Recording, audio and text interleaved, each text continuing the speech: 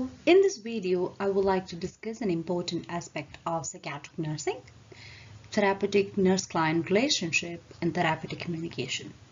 Halter chapter 8 and 9 discusses about these topics in detail, and also please refer to the textbook questions of these chapters by Evolve for analysis of your learning.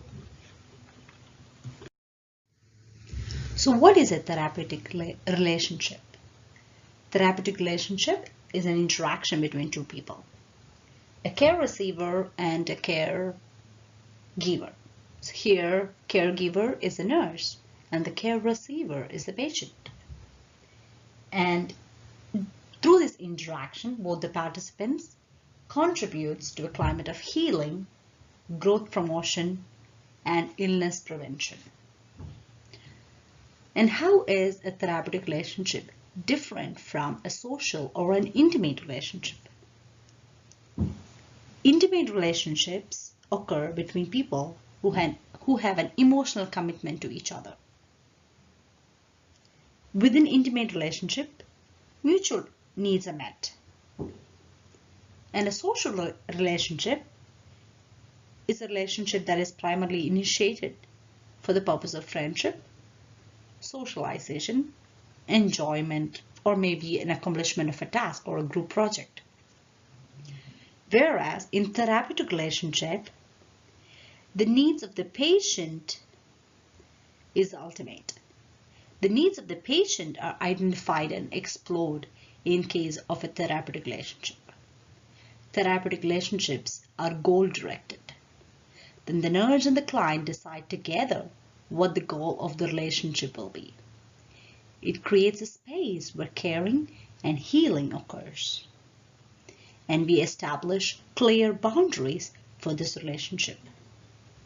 New coping skills may be developed through a therapeutic relationship, as well as behavioral changes encouraged in therapeutic relationship. Let's look at the concepts of the nurse-patient relationship. First one is patient-centered care. It is the gold standard of therapeutic relationship. That means treating the patient and family with dignity and respect, sharing the information, involving the patient and family in the treatment decision making, in collaboration, in policy and program development. Next one is therapeutic use of self. Knowing and understanding oneself enhances the ability to form satisfactory relationship with the patient. Third, social versus therapeutic relationship. As we mentioned earlier, therapeutic relationship is different from a social relationship. We have clear boundaries, clear expectations. The needs of the patient is the focus. Finally, the relationship boundaries and rules. That includes transference and countertransference. Transference and countertransference occurs when there is blurring of the boundaries, when there is no clear expectations, or it can occur when the patient has certain feelings towards the nurse, and the countertransference is when the nurse experiences feelings towards the patient. Let's look into this transference and countertransference again. Transference occurs when the patient unconsciously and inappropriately displaces onto the nurse feelings and behaviors related to significant figures in the patient's past. For example, a patient might feel anger towards the nurse. In your textbook, it gives an example. The patient says, "Oh, you're so high and mighty. Did anyone ever tell you that you are a cold, unfeeling machine just like others I know?" So how can the nurse respond in that situation? The nurse would respond, "Tell me about one person who is cold and unfeeling towards you." Here, the nurse did not feel offended by the patient's response, but the nurse tried to understand the patient and maybe they have somebody else. They are trying to displace those feelings onto the nurse. Next is countertransference. Countertransference occurs when the nurse unconsciously and inappropriately displaces onto the patient feelings and behaviors related to significant figures in the nurse's past. Here the patient says, for example, "Yeah, well, I decided not to go to the dumb group. Hi, I'm so and so. I'm an alcoholic, who cares?" So the nurse says, "Oh, you always sabotage your chances. You need AA to get in control of your life. Last week you were going to go and now you have disappointed everyone." Here the nurse is reminded of someone who was alcoholic in his family, in her or his family, and the nurse is displacing those emotions into the patient. But instead, the nurse could have identified those. Sometimes it can happen, but the nurse would identify that and say, "Okay, look, I was thinking about last week and I realized the decision to go to AA and find other help is solely up to you. It is true that I would like you to live a fuller and more satisfying life, but it's your decision. I'm wondering, however, what happened to change your mind about going to AA?" So that is transference and countertransference. Hope you understand that difference. So what is therapeutic use of self? Therapeutic use of self is defined as the ability to use one's personality consciously and in full awareness to establish relatedness and to structure nursing interventions.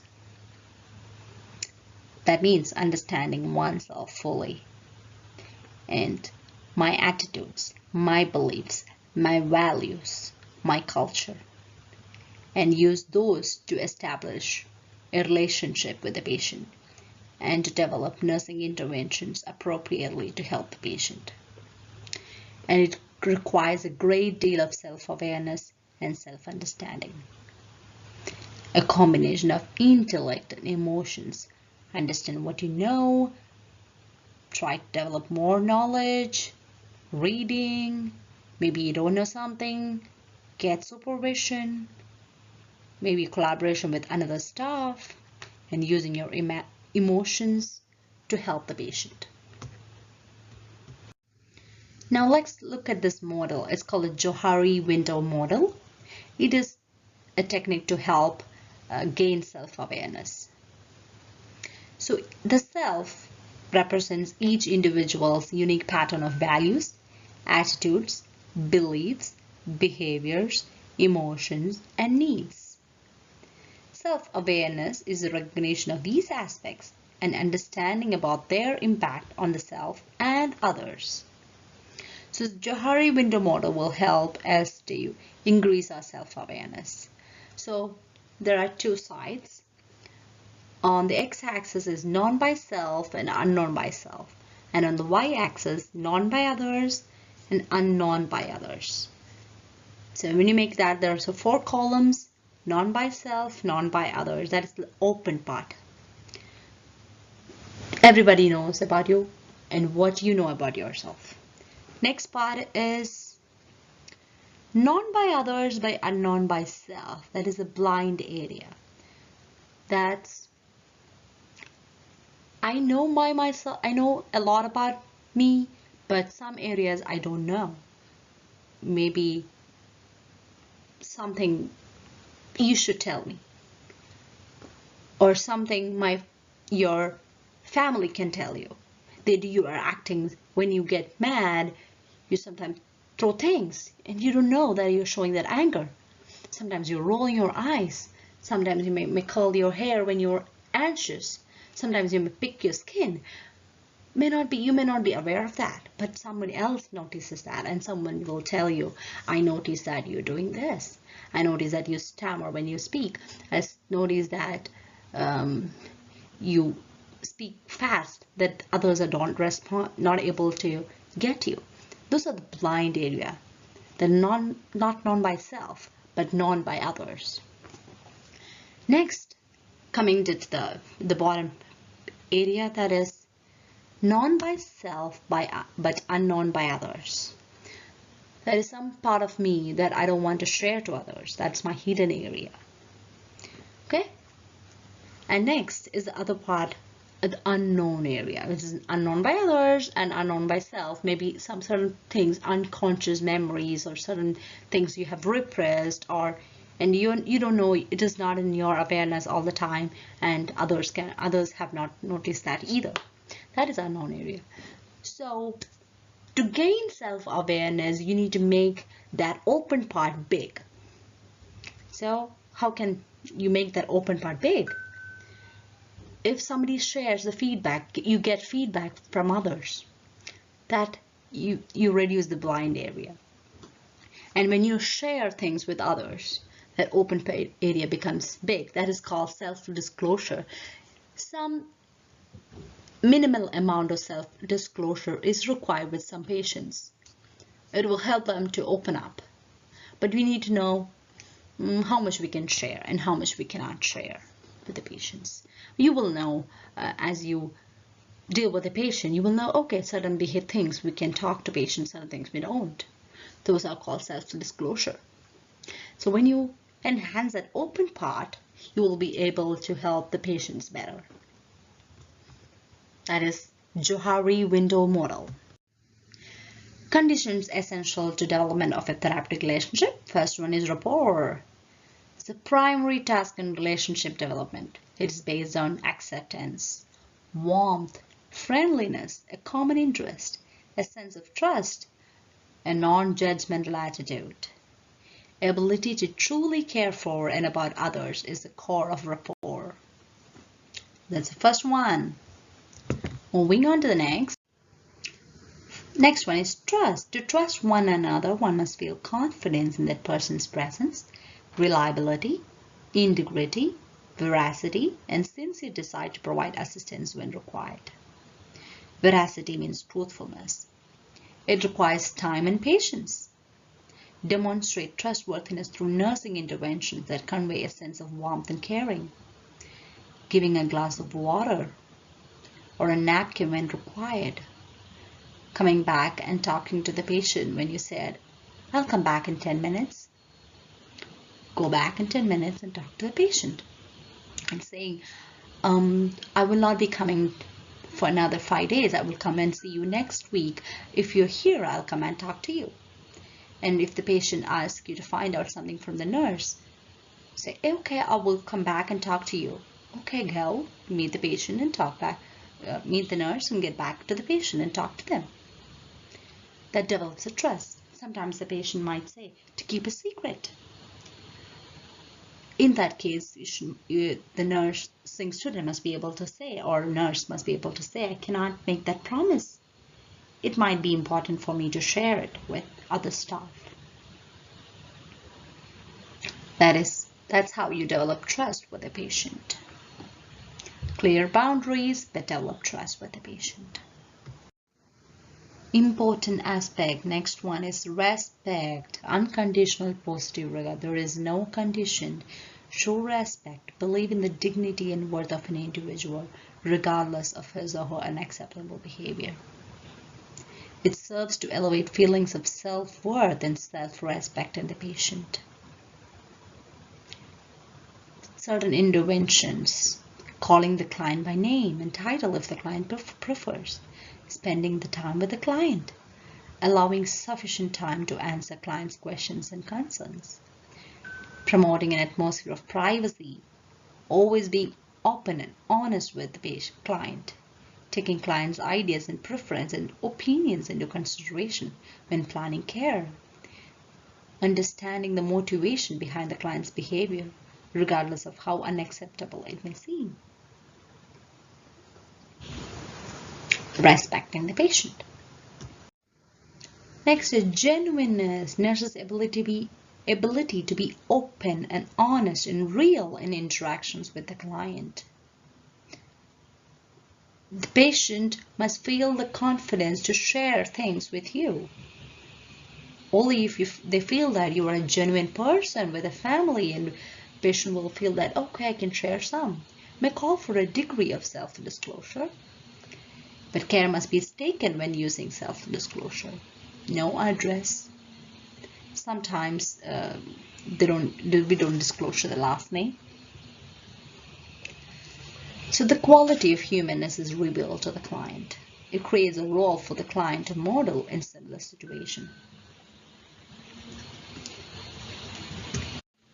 Another important aspect, empathy. Empathy is the ability to see beyond outward behavior and to understand the situation from the client's point of view. Empathize rather than sympathize. You show feelings, but not caught up in the feelings or overly identify with the patient's and family's concern. Empathy means that you remain emotionally separate from the other person, even though you can see the patient's viewpoint clearly. Sympathy implies taking on others' needs and problems as if they were your own and become emotionally involved to the point of losing your objectivity. Let's look at this situation. A BJ, age 29, is a client on the psychiatric unit with a diagnosis of mood behavior. She is 5'5", weighs 295 pounds.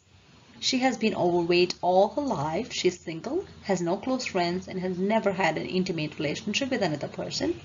It is her first day on the unit, and she is refusing to come out of her room. When she appeared for lunch in the dining room following admission, she was embarrassed when several of the other clients laughed out loud and called her fatso. A sympathetic response would be, I can certainly identify with what you're feeling. I've been overweight most of my life too. I just get so angry when people act like that. They're so insensitive. It's just so typical of skinny people to act that way. You have a right to want to stay away from them. We'll just see how loud they laugh when you get to choose what movie is shown on the unit after dinner tonight. That's a sympathetic response. How would you want to respond to the patient? Empathetic response would be, you feel angry and embarrassed by what happened at lunch today.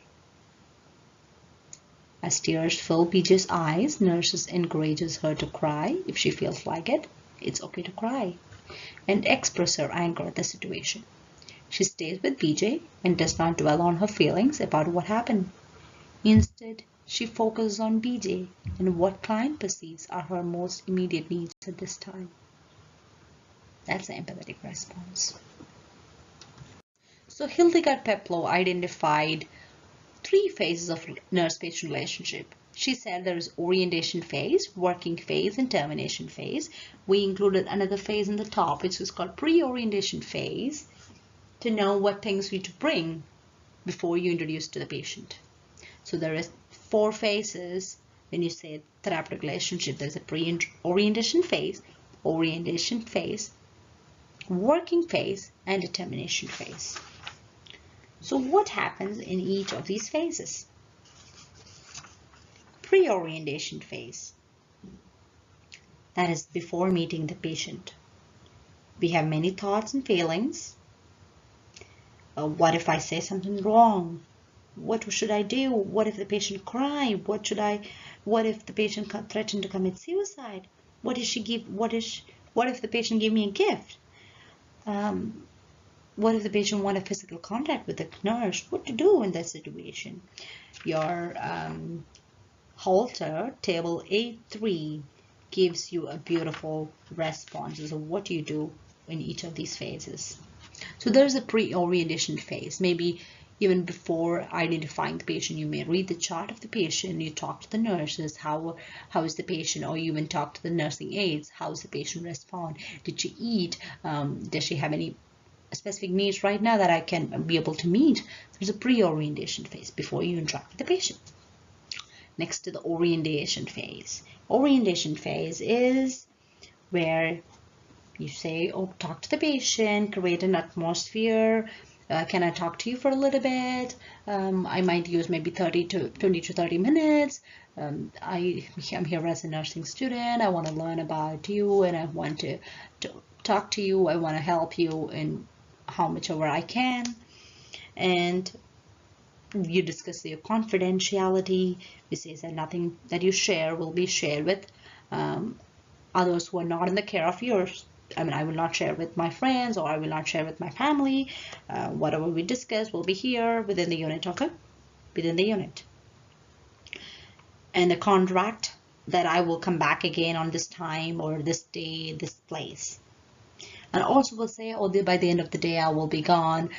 If I'll be back again in another week, and if you're still here, I will come and talk to you. And the patient's problems are articulated, and we establish what the goals of this talking will be. Next is the working phase. This orientation phase is used where you develop rapport, you make the contract, confidentiality is established. Next is the working phase. Here we gather the information, get all the information of the patient interview, mental status examination, identify what the patient needs are. We identify what's the patient's goals of coming here, or to the if you're seeing the patient outpatient department, why she's coming, why she's there, what are her needs and goals, and help with at least one thing that patient needs change, or facilitate that behavioral change. And you also evaluate the progress. If you see next week again, you see how much the patient improved. That's the working phase of your relationship. Then finally is the termination phase. You said, okay, these are the things we established today, or these are the things we worked, and keep doing what you were doing, and reviewing situations that occurred, exchanging memories, summarizing the goals and objectives achieved in the relationship. That is the termination phase.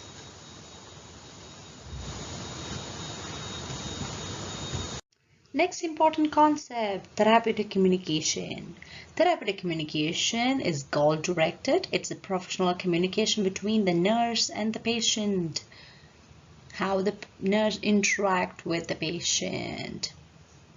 What kind of techniques that we use. It is scientifically based. It is goal-directed. That is therapeutic communication. So what happens in a therapeutic communication? Oh, let's look at this beautiful picture. It says that interpersonal communication is a transaction between the sender and the receiver. The sender sends a message and the receiver receives it. He understands it and then sends some other message, and the other person receives it and decodes it, understands it. That is a communication. So they're mutually perceiving each other, simultaneously listening to each other, and mutually engaged in the process of creating a meaningful relationship. What is therapeutic communication? It includes the caregiver verbal and nonverbal techniques that focus on the care receiver's needs and advance the promotion of healing and change. The techniques that the nurse uses to help the patient. It encourages exploration of feelings and fosters understanding of behavioral motivation. Help to change the behavior, or sometimes to help to understand the feelings. It is non-judgmental. There is no defensive approach. It promotes trust. Let's look at some therapeutic communication techniques that a nurse could use. First one is silence. Second one is active listening. Third is clarifying techniques. And fourth is questions. First is using silence. First one is using silence. It gives the client time to collect and organize thoughts, to think through a point, and also considering introducing a topic of greater concern. The nurse must recognize and respect individual differences in style and their tempos of responding.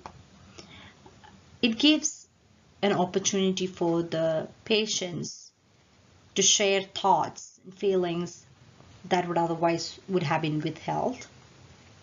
Sometimes nurses feel compelled to fill the void, but that takes away the priority from the patients to the nurses. But in some cases, we need to use gentle prompting. For example, a patient with major depression or schizophrenia with a slower thought process. A gentle prompting would be essential. For example, you were saying that you would like a pass. You were saying about your family.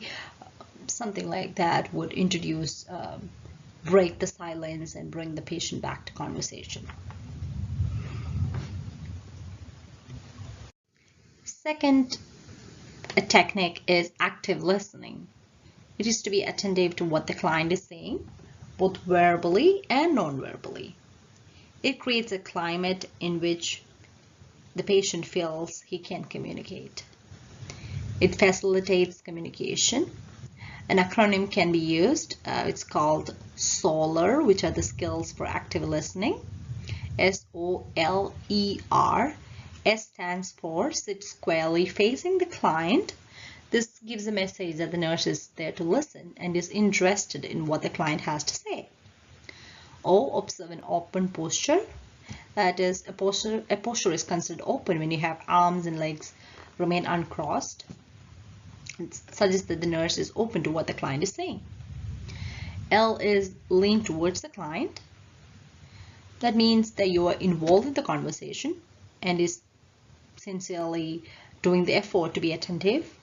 And E is establishing eye contact, intermittently directed. R is relax. Nurse should communicate a sense of being relaxed and comfortable with the client. Sometimes a bit of meditation before going to the client may be helpful if we have our own anxieties and needs within ourselves, which might be a hindrance to be an active listener. You could do some sort of relaxation technique before going to see the client so you can be fully involved with the client. Let's move on to the clarifying techniques. These are kind of like a feedback. You give feedback to the client and the client says, okay, this is what I meant, or yes, you're right. First is paraphrasing. That is restating in different words the basic content of a patient's message. For example, I'm not sure I understand. In other words, you seem to be saying that you are angry with your wife. Or was I correct in saying that you're not in good terms with your daughter? That's some examples. Next is restating. That is, the main idea of what the client has said is repeated. So paraphrasing is somewhat restating. Main idea of what the client has said is repeated. In different words is paraphrasing. For example, I can't study. My mind keeps wandering. So the nurse say, you have difficulty concentrating. So the nurse or the patient says, my life is empty. It has no meaning. You restate it. Your life has no meaning. That itself would be a restating statement. Next is reflecting. That is, questions and feelings are referred back to the client so that they may be recognized and accepted. For example, patient says, what do you think I should do about my wife's drinking problem? So you refer back and say, what do you think you should do? Or your textbook says an example, nurse, do you think I really need to be hospitalized? So the nurse asks, what do you think, Kelly? Patient says, I don't know, that's why I'm asking you. So the nurse says, I'll be willing to share my impression with you at the end of this first session. However, you have probably thought about hospitalization and have some feelings about it. I wonder what they are. So that is reflecting, and the feelings are referred back to the client. Next is exploring. This technique will help the patient to delve further into a subject, idea, experience, or a relationship. For example, you say, please explain that situation in more detail. Tell me more about that particular situation. So in your textbook it says, tell me more about your relationship with your wife. Give me an example of how you and your wife don't get along. So you kind of exploring into it more so that you understand the subject, idea, or experience, or a relationship. Another example that your textbook said that everything I do is wrong. So the nurse says, give me an example of one thing that you do that you think is wrong. So now the patient thinks into, okay, there are some things that I believe that I do wrong. So he's thinking it gives a feedback to the patient, and patient is able to think back and think, yeah, maybe I'm not wrong all the time. Or yes, I can say one example, but there are some few things that I do good too. So it gives the good feedback to the patient. Next is use of questions as a therapeutic communication techniques. Mostly we try to use open-ended questions. Closed-ended questions are rare, but in certain circumstances we may have to use closed-ended questions. Then it's projective questions and presupposition questions. I will explain with example. Open-ended questions is trying to identify situations or exploring the situations. You can ask, for example, tell me about yourself. What brought you here today? What do you think are your biggest stressors in life? So how would you explain your relationship with your wife? So these are like open-ended questions. Closed-ended questions, when it is therapeutic, is, for example, when you ask, so did you seek therapy when you had a suicide attempt in the past? When did you start hearing voices? Do you think the medications are helping you? Those are some kind of close-ended questions that maybe could be used. Next is projective questions. Projective questions are like imaginatory questions, like what if this happened? Like if you had 3 wishes, what would you wish for? If you could go back and change a particular situation, and how would you do it differently? So those are projective questions. It helps them to think back in that situation or think in the future. Then next is presupposition question. That is also kind of like a miracle questions. Like suppose you woke up in the morning and a miracle happened and this problem has gone away. How would it be different for you? How your life would be changed? So it helps us to understand the patient's goals and their motivation to change, or what the patient thinks about their life. Table 9.2 in your textbook discusses other therapeutic communication techniques. I will just go through a few examples along with the technique itself. First is silence. We already discussed that. That is encouraging a person to talk by waiting for answers. Second one is accepting. For example, you say yes, I follow what you say. So it indicates that the person has been understood. Third one is giving recognition. So it does not imply good or bad, right or wrong, but you say, you've combed your hair today. Just saying, good morning, Mr. James. Or say, I see you have eaten your whole lunch. That is giving recognition to the patient. Next is offering self. It offers presence, interest, and a desire to understand. For example, I would like to spend time with you. I'll stay here and sit with you for a while. Next is offering general leads. It offers the client encouragement to continue. For example, yes, I see, go on. And after that, tell me about it. So it is offering general leads. Next is giving broad openings. It allows the client to take the initiative in introducing the topic. For example, you say, what would you like to talk about today? Tell me what you're thinking. That is broad opening. like an open-ended question. Then is placing the event in time or sequence. So it clarifies the relationship of events in time so that the nurse and the client can view them in perspective. So, so you ask, what seemed to lead up to divorce? Was this before or after? When did this happen? For example, you're asking about a manic episode the patient might have had. You ask, when was it? Was it before depression? Or when did this happen? Was it before accident? Or was it before using the substances? You're trying to understand if the substance is contributing to the mania, or the mood itself is changing. So we're trying to understand, placing the events in time or sequence.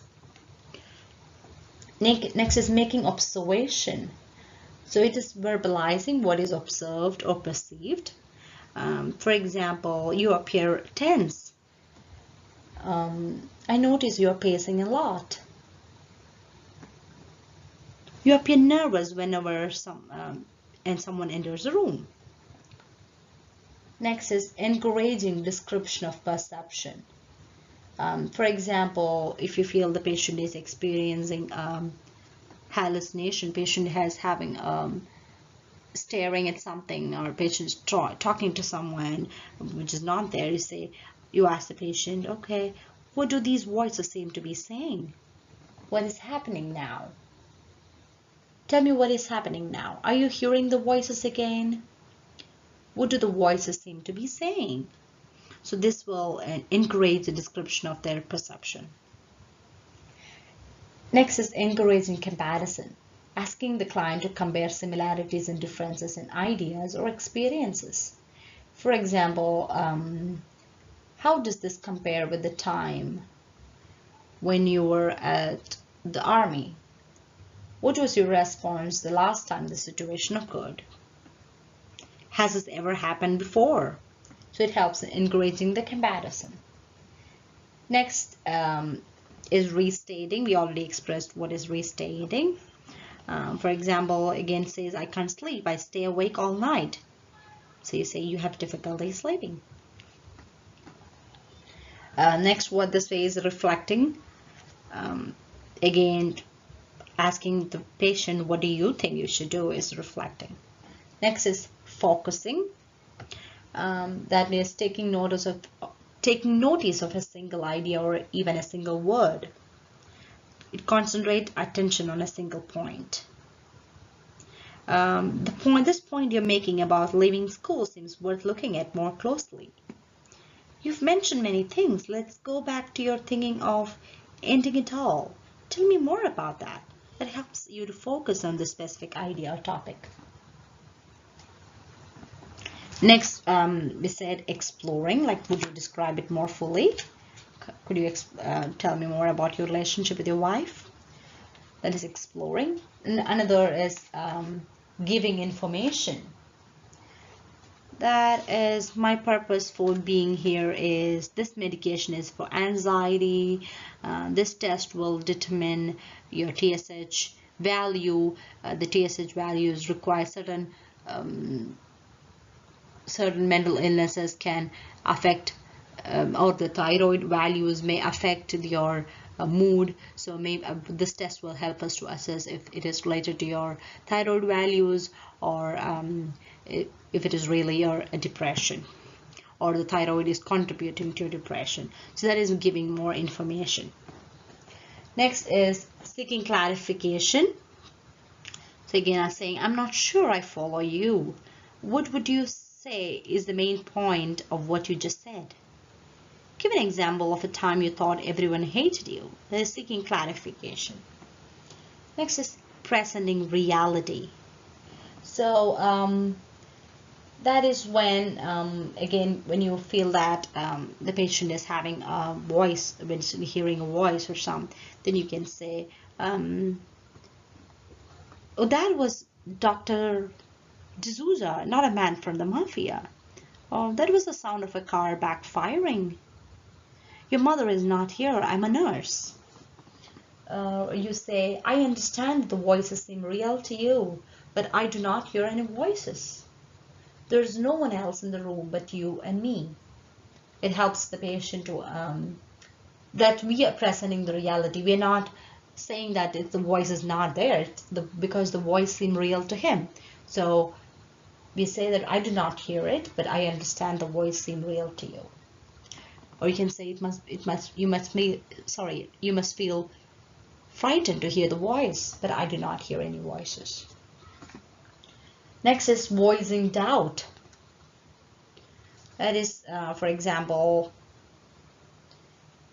I find that hard to believe. That seems rather doubtful to me. Isn't that unusual? It's hard to believe. So it undermines the patient's beliefs by not reinforcing the exaggerated or false perceptions. Next is verbalizing the implied. For example, patient says, I can't talk to you or anyone else. It's a waste of time. So the nurse says, do you feel that no one understands? So that is putting into concrete terms what the patient implies. Next is attempting to translate words into feelings. The patient says, I'm way out in the ocean. So the nurse is just trying to translate those words into feelings. You must be feeling very lonely now. Or the patient says, I'm dead inside. Are you saying that you feel lifeless? Does life seem meaningless to you? Trying to bring that feelings into what the patient said. Next is formulating a plan of action. What could you do to let your anger out harmlessly? Next time this comes up, what might you do to handle it more appropriately? What are some of the ways you can approach your boss? So you're encouraging a formulation of plan of action with the patient. Another technique is summarizing. So have I got this right? You said that this has been happening, and you summarize what the patient said and tell it to them. During the past hour, you and I have discussed about your constant difficulty in concentration, poor inattention. So you want something to help with the depression, or you want something to help with concentration. Suggesting collaboration. So you're trying to work with the patient. So perhaps you and I can discover what produces your anxiety. Perhaps by working together, we can come up with some ideas that might improve your communication with your spouse. So that is suggesting collaboration. So please refer to the table 9.2 for more detail, and there is some description with an example in that in the textbook. Until now, we discussed therapeutic communication techniques. Now we are looking at non-therapeutic communication technique, which we should not do it, but at times that it comes out involuntarily, or that is what it comes out, that our social interaction techniques always comes out sometimes, but you have to restrain that. So the understanding what are the non-therapeutic communication techniques will help you not use it. So let's look into that. First is giving reassurance. For example, everything will be all right. I wouldn't worry about that if I were you. Better to say, we will work on that together. Second one is rejecting. Saying, let's not discuss about your suicidal ideation. I don't want to hear about that. Better to say, let's look at that a little closer. Next is giving approval or disapproval. That's good. I'm glad that that's bad. I would rather you wouldn't talk to that man. Better to say, let's talk about how your behavior invoked anger in the other clients at dinner.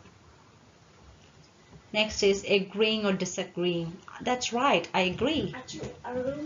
That's wrong, I disagree. Can you hear my kiddos back there? I don't believe that. Better to say, let's discuss what you feel is unfair about the new community rules. Next is giving advice. I think you should do this. Why don't you try this? Better to say, what do you think you should do? Next is probing. Tell me how your mother abused you when you were a child. Tell me how you feel toward your mother now that she is dead. Better technique is, nurse should be aware of the client response and discontinue the interaction at the first sign of discomfort. Next is defending. No one here would lie to you. You have a very capable physician. I'm sure he only has your best interests in mind. Better to say, I will try to answer your questions and clarify some issues regarding your treatment. Next is requesting an explanation. Why do you think that? Why do you feel this way? Why did you do that? Better to say, describe what were you feeling just before that happened. Next is indicating the existence of an external source of power. What makes you say that? What made you do that? What made you so angry last night? Better to say, you became angry when your brother insulted your wife. Belittling feelings expressed. I have nothing to live for. I wish I were dead. The nurse says, everybody gets down in the dumps at times. I feel that way myself sometimes. Better to say, you must be very upset. Tell me what you're feeling right now. Next is making stereotyped comments. I'm fine, how are you? Hang in there, it's for your own good. Keep your chin up. Better to say, the therapy must be difficult for you at times. How do you feel about your progress at this point? Using denial, I'm nothing. The nurse says, of course you are something. Everybody is somebody. Better to say, you're feeling like no one cares about you right now. Interpreting. What you really mean is, unconsciously you're saying, better technique, the nurse must leave interpretation of the client's behavior to the psychiatrist. The nurse has not been prepared to perform this technique, and in attempting to do so may endanger other nursing roles with the client. Next, introducing an unrelated topic. For example, patient says, I don't have anything to live for. Nurse, do you have visitors this weekend? That is introducing an unrelated topic right there, changing the subject. So in this chapter, we have dealt about therapeutic relationship and therapeutic communication techniques. So in therapeutic relationship, we saw that there are 4 phases of therapeutic relationship: pre-interaction or pre-orientation, orientation, working, and termination phase. And in therapeutic communication, we discussed about therapeutic communication techniques and non-therapeutic communication techniques. So we know what to use and what not to use. So these are essential tools of psychological intervention with the patient. Thank you.